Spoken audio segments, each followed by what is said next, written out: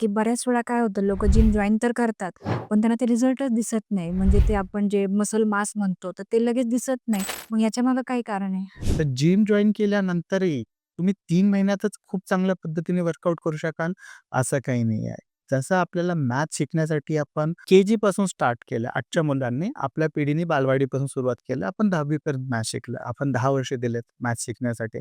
तर आता आपण कामापुरतं मॅथ करू शकतो. तसंच आहे, की तुम्ही जिम जॉइन केल्या-केल्या काय प्रो लिफ्टर नाही बनणार किंवा प्रो तुम्ही मॅरेथॉन वगैरे रन नाही करू शकणार. But it is start to develop a Hebbian pathway.